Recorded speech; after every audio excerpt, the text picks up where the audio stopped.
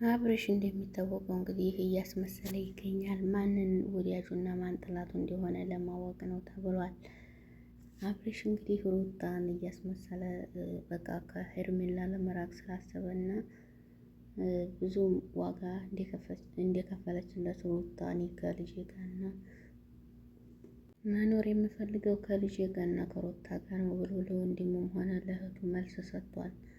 አሁን ግን ሊረዱትም አልቻሉም።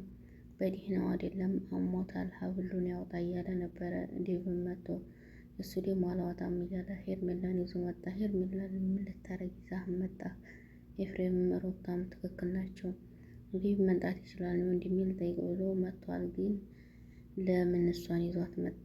እሷ ደግሞ በፊት ደህና ነበረ፣ ሀብሉን አልቀበልም ብለህ በፊት ደህና ነበር፣ ሀብሉን ተረክ በኋላ ነው እንደዚህ ሆንከው እያለች ሄርሜላም ዴቭ ጋር ተባብረው እንትኑን ለማውጣት ሀብሉን ለማውጣት እየታገሉ ነበር። ሆኖም ግን አልተሳካላቸውም። አሁንም ቢሆን ምንም አይሳካላቸውም። ምክንያቱም እሱ የሄርሜላ ነገር በእቶታል ማለት ነው። አቤልም እኔ ነኝ ከዚህ በኋላ እንግዲህ እሷ እንድትከፋና መልሳ ወደ እሱ እንዳትሄድ ማድረግ ነው ያለብኝ፣ ያገናኘኋቸው እኔ ነኝ፣ እንድትጎዳ አልፈልግም እያለ ሲናገር ነበረ። በገዛ እጁ ወዲያ ገብቷል ማለት ነው። ምክንያቱም የሄርሜላ ወንድም አንተ ነህ ያገናኘሃት፣ እህት የነዚህ መከራ ውስጥ ያስገባሃት አንተ ነህ ብሎ አንገቱን ስለያዘው አሁን ላይ ከአብርሽ እንዲትርቅ አደርጋለሁ እያለ ነበረ። አቤል እያስመሰለ ነበር። አሁንም ቢሆን ከሄርሜላ እንድትሆንለት እየታገለ ነበር ያለው አብርሽን። አሁን ላይ ግን አብርሽ እኔ ከልጄ ጋርና ከመወዳት ጋር ነው የምሆነው ከሩታ ጋር እያለ ተናግሯል። ወንድሙም ለእህቱም አውጣ እንኳን ቢሉት አላወጣም፣ ስጦታ እኮ የተሰጠኝ ይህንን አላወጣም እያለ እየተናገረ ነበር። ሰው ግን ሊረዳው አልቻለም ማለት ነው። ምን ብዬ ነው የማወጣው? አላወጣም፣ ሀብሉን አውጣውና ወደ ቀልብ ትመለሳለህ፣ ሀብሉን እኮ አልቀበልም ስትል ደህና ነበር እያለች ሄርሜላም እየታገለች ነበር ለማውጣት።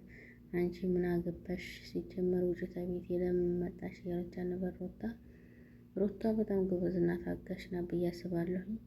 ቤት መታ ግዴታ ሀብሉን አውጣ በምትል ሰዓት እንግዲህ እሱ ምርጫውን አሳውቋል። ኤፍሬም በፊትም ቢሆን ትክክል ነው። ኤፍሬም ያደረገው ነገር ከሩታ ጋር እንዲሆንለት ነው። ከሩታ ጋር ሆኖለታል። ስለዚህ አሁን እያስመሰሉ ያሉት ዴቭና ቡዜ ናቸው። ቡዜና ወንድሜ ደህና አይደለም፣ እንደዚህ አድርገሽ ልትመልሺው አትፈልጊም፣ እሱ መሆን ያለበት ሄርሜላ ጋር ነው እያሉ እያስመሰሉ በፊትም ቢሆን ከሩታ ጋር እንዲሆን አይፈልጉም ነበረ። እሱ እንግዲህ አሁን ጠላት ወዳጁን እያየ ነው። እሱም አውቆ ነው እያስመሰለ ያለው። አብርሽ አሁን ላይ ሄርሜላን በዚህ መልኩ ለመራቅ ስለፈለገ ከሩታ ጋር መሆን ስለፈለገ ነው እንጂ ሁሉን ነገር ጠንቅቆ ያውቃል። ያመሙ አስመስሎም እያስመሰለ ነው ያለው።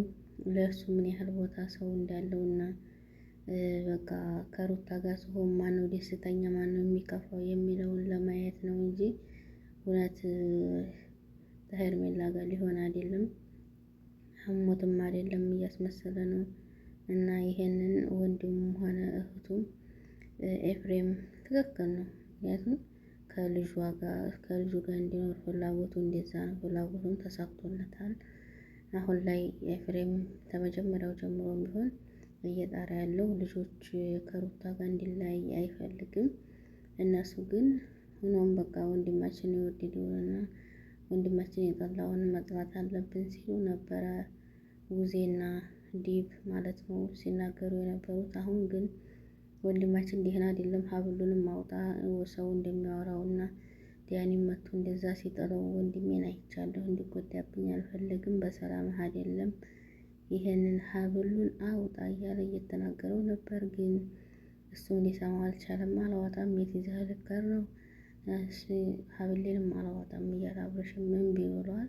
በመጨረሻም እንግዲህ ናሆድ ውጭ ንፋስ መውሰድና ትመለሳለህ ብሎ ዴቭ ይዞት ሄዷል። እዛ እንግዲህ ያው ሊያወጡበትም ይችላሉ። አሁን እንግዲህ ደግሞ አይ ቀለብ እንትኑን ታወጡ ሀብሉን ታወጡት በእርግጠኝነት አሁን ለማስመሰል የሚመቻቸዋል። ምክንያቱም ሀብሉን ሞኝ ያደረገው አይደል ያሉት።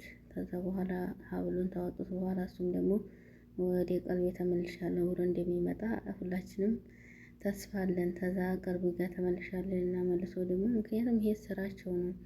ስራቸው እንደዚህ ባጭር እንዲቋረጥ አይፈልጉም እና አሁን ወደ ቅርብ ተመልሷል። ወዲህም ወደ ሄርሜላ ይመለሳል። ከዛ በኋላ ህዝቤ ደግሞ አሁንም መልሳ ሩታን ለምን ጥሎ ሄደ በማለት ተመልካች እንዲስብላቸው ነው እንጂ እውነት እነሱ ተጣልተው አይደለም እየሰሩ ያሉት።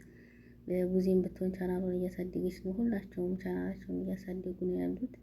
የኛ ህዝብ ግን አንዳንዶቹ በጣም ሩታን ምን ያህል በሰው እንዲትጠላ የሚያደርጉት ማለት ነው። እና ቡዜ አሁን ላይ እሷ እንዲትጠላ እያደረገች ነው ወይ እየገፋፋች ነው ያለችው። እና ሩታ ደግሞ ብዙም ሰው ቢጠላትም ብዙ ሰው ይወዳታል። ምክንያቱም ጀግና ናት እና እሷ ጎበዝ ናት። እንደዚህ ያ ሰዋ ላይ በጣም ተሰብራ የምትቀር አይደለችም። ጎበዝ እና እንደዚሁም ጀግና ናት። ወደ ኋላ ሰው ምን አለኝ ብላ አትሰበርላቸውም። እናም ደግሞ ጠንካራ ናት ማለት ነው። ልጇን ወልዳ ያሳደገች ጎበዝ ጀግና ናት። ወደ ኋላ ማለት አታውቅም፣ ወደፊት ነው ሁል ጊዜ። ለሰው ቦታ የላትም። ሰው ምን አለኝ አትልም። እና ስለዚህ ሳላደንቃት አላልኩም ማለት ነው። እና ብዙ መስዋዕትነት እኮ ብዙ ተብላለች፣ ብዙ ተሰርባለች። እና ያን ሁሉ መስዋዕትነት ከፍላ እዚህ ደረጃ ላይ በመድረሱ እኔ ሳላደንቃት አላልኩም። ሄርሜላ ግን መታለቀስ ይቻላል። እሷ አይፈልጋትም ግዴታ እወድሻለሁ በላይ ብላ አልቅሳ ገባች። አሁንም ደግሞ አልቅሳ እንደገባች አልቅሳ እንደምትወጣ ተስፋ አለኝ። ስለዚህ እኔ ሩታ ምንጊዜም ወደፊት ይሳካላታል። ደግሞ እሷ ደግሞ አደርገዋለሁ ተገብራለሁ ያለችውን ነገር ታሳካዋለች፣ ታሟላዋለች ማለት ነው። እና ወደፊት ነው የምለው። ሩታ ኤፍሬም ትክክል ናቸው። እና ላይክ ሸር አድርጉ። ሰላም